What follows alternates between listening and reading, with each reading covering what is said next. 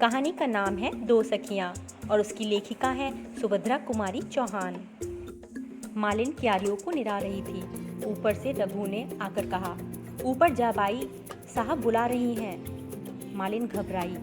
सवेरे ही सवेरे बाई साहब ने बुलाया है, कोई अपराध तो नहीं हो गया? वह हाथ की खुरपी भी रखना भूल गई। क्षण भर में हाथ में खुरपी लिए बाई साहब के सामने जा खड़ी हुई और पास ही उसकी धोती का पल्ला पकड़े उसकी बेटी खड़ी थी, छोटी सी रमिया। मालिन, रोज रोज हमारी मुन्नी पढ़ने जाती है और स्कूल में बैठी बैठी थक जाती है। इधर तुम्हारी रमिया दिन भर घास खोदती है और बगीचे में मजा करती है। अब यह ना होगा, रमिया को भी पढ़ने जाना होगा। मालकिन का स्वर सुनते ही मालिन का भय जाता रहा। रमिया तो आपकी ही बेटी है, चाहे आप इसे पढ़ने भेजो या बगीचे में काम कराओ। पर रमिया पढ़ने जाएगी तो मुन्नी रानी का बगीचा सूख जाएगा, उसे कौन सींचेगा? किसी के बोलने के पहले ही मुन्नी बोल उठी, तो फिर हम भी बगीचा सींचेंगे। रमिया पढ़ने नहीं गई तो हम भी नहीं जाएंगे, चाहे कुछ भी हो। मालिन ने कहा, पर रमिया के पास पट्टी भी नहीं है, पुस्तक भी नहीं है, कौन देगा मुन्ना रानी? मुन्नी बोली, पट्टी और पुस्तक का बहाना मत करो मालिन, हम देंगे, पर रमिया पढ़ने नहीं जाती तो हम भी नहीं जाते। ये लो, कहती हुई पुस्तक पट्टी फेंककर मुन्नी भाग गई। माँ ने उसे पकड़कर कहा, ठहर जा मुन्नी, रमिया भी जाएगी पढ़ने। पर मुन्नी किसी न किसी बहाने पढ़ने जाना ही नहीं चाहती थी। मालिन के हाथ से खुरपी लेती हुई बोली, माँ रमिया कैसे जाएगी पढ़ने? उसके पास साफ कपड़े कहाँ हैं? मैं अब बगीचे में काम करने जाती हूँ। मुन्नी जीने से नीचे उतरने लगी। मुन्नी को आखिर पढ़ने के लिए जाना ही पड़ा, साथ में ज़बरदस्ती रमिया को भी जाना पड़ा। पट्टी पुस्तक घर से ही ढूंढकर दे दी गई। मुन्नी का ये एक पुराना फ्रॉक पहनकर रमिया पहले दिन स्कूल गई। धीरे धीरे दोनों में खूब मेल हो गया। अब वे स्कूल जाने से घबराती नहीं थीं। दोनों एक साथ स्कूल जाती थीं और साथ साथ वापस आती थीं और साथ साथ पढ़ाई भी करती थीं। अब मुन्नी को भी कोई शिकायत नहीं थी कि वह मुफ्त में पढ़ने जाती है और रमिया दिन भर मज़ा करती है। दिन जाते देर नहीं लगती, देखते देखते लड़कियां बड़ी हो गईं। दोनों जिस दिन से साथ साथ पढ़ने लगी, उनमें सद्भावों के साथ साथ गड़ी मैत्री भी हो गई। मुन्नी अपने किसी भी व्यवहार से यह ना प्रकट होने देती थी कि रमिया उसकी आश्रित मालिन की बेटी है। रात को रामी जरूर माँ के पास आती थी, बाकी सारे समय मुन्नी उसे नीचे ही नहीं आने देती थी। इसी साल दोनों ने मैट्रिक की परीक्षा दे दी। मुन्नी के पिता मुन्नी के ब्याह की तैयारी में हैं, पर रामी की माता के सामने एक समस्या थी। वह सोच रही थी कि रामी इतना पढ़ गई है, चाल ढाल बात व्यवहार से वह मुझ अनपढ़ की लड़की लगती ही नहीं है। मैं इसका विवाह कैसे और कहाँ करूँगी? फिर वह सोचती है, नहीं, विवाह कोई बात नहीं, मेरी रामी स्कूल की मास्टर बनेगी और तब रामी मुझे यहाँ मालिन का काम नहीं करने देगी। तो क्या मैं अपने इतने अच्छे मालिक को छोड़कर चली जाऊँगी? नहीं नहीं, यहाँ मेरी ज़िंदगी बीती है, मैं यहीं पर मरूँगी। रामी दिन भर दूसरी चिंता में घूमा करती थी। उसे माँ के साथ बगीचे में काम करने में लज्जा और संकोच मालूम होता था, पर यह भी नहीं सहा जाता था कि उसकी माँ दिन भर मेहनत करे और वह बैठी रहे। माँ को काम करते देख उसे बड़ी वेदना होती थी, पर कोई दूसरा उपाय भी तो नहीं था। उसने सोचा, परीक्षा फल के निकलते ही चाहे पास हों या फेल, मैं कहीं ना कहीं नौकरी जरूर कर लूँगी। 15-20 रुपये ही मिलेंगे तो क्या हुआ? माँ को तो दिन भर मजदूरी नहीं करनी पड़ेगी। माँ ने बहुत कष्ट उठाया है, अब वे बूढ़ी हो चली हैं। अब उन्हें अधिक दिन कष्ट ना सहने दूंगी। और इसी निश्चय के अनुसार उसने कई स्कूलों में प्रार्थना पत्र भी भेज दिया। मुन्नी की खिचड़ी अलग ही पक रही थी। उसे चिंता थी रामी के ब्याह की। वह सोच रही थी, हम दोनों साथ साथ बड़ी और पले बड़े हैं। हमने साथ साथ ही पढ़ाई की है, साथ ही मैट्रिक की परीक्षा दी है, और अब विवाह केवल मेरा ही होगा। रामी का भी तो विवाह होना चाहिए। रामी का विवाह उसकी माँ के लिए ना होगा, और फिर रामी को पढ़ा लिखा कर किसी अनपढ़ के गले से बांधना भी तो कितना बुरा होगा। पिता की लाडली मुन्नी अपने इन उठते हुए भावों को ना दबा सकी। एक दिन पिता से बोली, बाबूजी, रामी को तुम ही ने पढ़ाया लिखाया है, उसके विवाह की फिक्र भी तुम्ही को करनी पड़ेगी। अब उसका विवाह किसी गंवार से तो होगा नहीं। पिता ने आश्वासन के स्वर में कहा, इस विवाह के बाद रामी का ही विवाह का नंबर आएगा। मैं लड़के की तलाश में हूँ। मुन्नी का भाई जगत सिंह, जो इधर 5 साल से विदेश में था, आज आ रहा है। मुन्नी के पिता लड़के को लेने पहले से बम्बई पहुँच चुके हैं। शाम को गाड़ी आएगी। मुन्नी और रामी दोनों सखियाँ बड़ी लगन के साथ जगत सिंह का कमरा सजा रही हैं। मुन्नी बड़ी ही प्रशंसित है और चंचल स्वभाव की लड़की थी। वह स्वयं खुश रहना जानती थी और पास रहने वालों को भी खुश रहने के लिए विवश करती रहती थी। भाई की मेज पर एक सुंदर टेबल क्लॉथ बिछाते हुए मुन्नी बोली, देख रामी, मैंने तेरे विवाह के लिए भी पिताजी से कहा है। वो कोई सुंदर सा तेरे ही सरीका पढ़ा लिखा वर खोज कर तेरा भी विवाह करा देंगे। और मुन्नी ने इस हल्की सी चपत रामी के गालों पर जड़ दी। रामी उदासी में बोली, पर मैं तो विवाह करूँगी ही नहीं।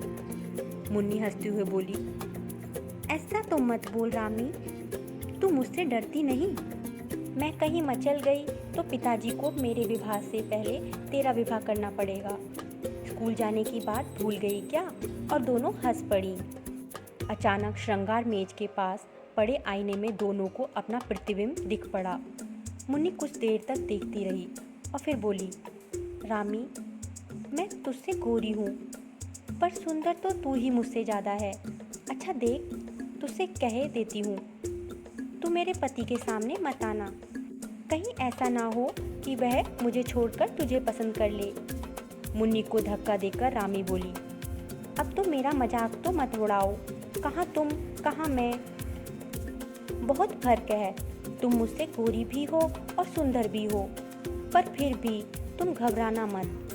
मैं तुम्हारे पति के सामने ना आऊँगी। तुम्हारे ऊपर उनका जो प्रेम होगा उसे कड़ भर भी ना लूँगी। अब खुश हुई? मुन्नी बोली, पर सुंदर मुझसे ज़्यादा तू ही है। मेरा दिल कहता है और यह दर्पण भी कहता है, जी चाहता है इसे तोड़ दूँ। फिर कुछ ठहर कर बोली, अच्छा भैया को आने दो, जिसे सुंदर कहेंगे बस वही सुंदर है, ठीक है ना? और फिर चाहे बंदर को भी सुंदर कह दे, रामी ने कहा और एक फूलदान में फूल सजाने लगी। दोनों हाथ रामी की पीठ पर धम से पटकते हुए मुन्नी बोली, पर यहाँ बंदर कौन है, तू ही या मैं? बोल ना। रामी ने कहा, ना तुम ना मैं, पर कहीं वे किसी तीसरे को ही सुंदर बता दें तो? जगत सिंह को लेने उनके पिता मुन्नी और बहुत से लोग स्टेशन पहुंच गए थे। घर आए। बहुत देर तक घर में चहल पहल मच रही थी। जगत कुछ अस्वस्थ था। सबसे विदा लेकर वह सोने के लिए अपने कमरे में आया। कपड़े उतारकर वह लेट गया। वह सचमुच थका हुआ था, किंतु एक ही मिनट के बाद आंधी के झोंकों की तरह दोनों दरवाजों को पटकती हुई खोलती हुई मुन्नी पहुंची। वह एक हाथ से रामी को घसीटते हुए ला रही थी। वह बोली, भैया सोने से पहले तुम्हें एक बात का फैसला करना है। सच सच कहना है, मैं ज़्यादा सुंदर हूँ कि यह? जगत हंस पड़ा, बोला, मुन्नी तू अभी तक मेरी बच्ची ही है, जा मुझे सोने दे, मैं थक गया हूँ। और वह करवट बदलकर सो गया। भैया तुम अभी तक बड़े खराब हो, कहती हुई रूठकर मुन्नी चली गई। किंतु इसके बाद जगत सो न सका। उसके सामने रह रहकर शर्माई हुई रमी का चित्र आ जाता था। वह यह निर्णय न कर सकता था कि ये लड़की कौन है। विवाह में दूर दूर से बहुत से संबंधी रिश्तेदार आए होंगे। मुमकिन है उन्हीं में से किसी की लड़की हो, पर इससे तो जगत ने कभी देखा ही नहीं। चेहरा जाना पहचाना हुआ सा लगता है। जिस बात का उत्तर वह मुन्नी को ना दे सका, वही उत्तर बराबर उसके दिमाग में चक्कर काट रहा था। कितनी सुंदर लड़की है। सुबह के 6 भी ना बज पाए। मुन्नी के उधम के मारे जगत का सोना मुश्किल हो गया। जगत उठकर बैठ गया। मुन्नी से बोला, मुन्नी जरा गंभीर बनो बहन, अब तेरी शादी होने वाली है। जगत की दृष्टि दरवाजे की ओर गई। 2 सुकुमार पैर दरवाजे की ओर में ठिठक गए थे। मुन्नी ने जैसे जगत की बात सुनी ही ना हो, बोली, भैया देखो, रामी अब तुमसे शर्माती है, आती नहीं है अंदर। वह देखो वहाँ खड़ी है। और एक बार भैया तुम्हें याद है ना, वह कितनी मछली है कि तुमने शादी करेगी, और फिर जब तुमने कहा कि तुमने शादी कर ली है और इसे 2 पैसे दे दिए, तब कहीं ये मानी। मुन्नी एक सांस में यह सब कहकर हंस पड़ी। जगत चौंक उठा, तो यह रामी हैं। आओ रामी, अंदर आओ, वहाँ क्यों खड़ी हो? चाहूँ तो 2 पैसे और ले लो, कहकर वह हंस पड़ा। रामी लाज और संकोच में सिमटी हुई सी अंदर आई, पर वह खुलकर जगत से बातचीत न कर सकी। न जाने कहाँ की लज्जा ने उसकी जबान पर ताले डाल दिए। वह चुपचाप खड़ी रही। जगत ने उससे बोलने की बहुत कोशिश की, पर उसका सिर नीचे से ऊपर ना उठा। जगत ने कहा, लो तुम मत बोलो, मैं तो जाता हूँ। मुन्नी की समझ में नहीं आया कि आखिर जगत भैया से रामी इतना क्यों शर्माती है। उसने रूठ कर कहा, तू बड़ी खराब है रामी, तूने मेरे जगत भैया का अपमान किया है। तू उनसे नहीं बोली, मैं भी तुझसे बात नहीं करूँगी। रामी ने नम्रता से कहा, नहीं बहन, मेरा अपमान करने की नीयत नहीं थी। तुमने छुटपन की बात कह दी, जिसे शर्म के मारे मैं मरी जा रही थी, फिर कैसे बोलती। और दोनों सखियों में उसी समय मेल भी हो गया। उसी दिन लड़कियों का रिजल्ट निकला। दोनों पास थी। मुन्नी 2nd डिवीज़न में थी और रामी 1st में। मुन्नी ने इस बात का कुछ बुरा ना माना।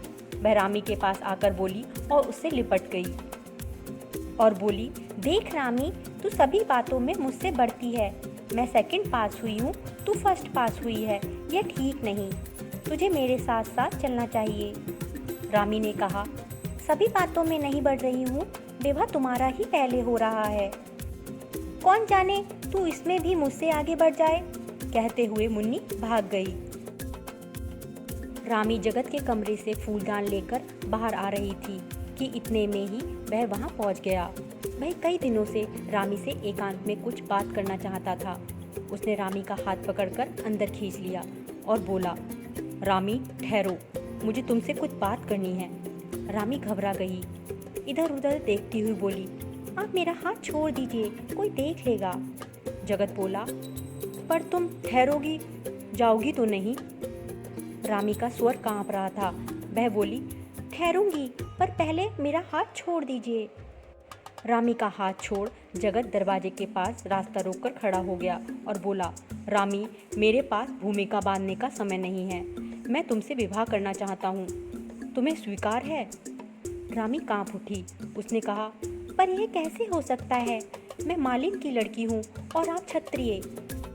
फिक्र मत करो, मैं केवल तुम्हारी राय जानना चाहता हूँ। अब रामी कैसे बोली? सिर नीचा करके वह खड़ी हो गई। पर अनुभवहीन जगत क्या जाने कि यह मान स्वीकृति का सूचक है। जगत अधीर होकर बोला, रामी, उत्तर दो, हाँ या ना, मैं तुम्हारे मुंह से सुनना चाहता हूँ।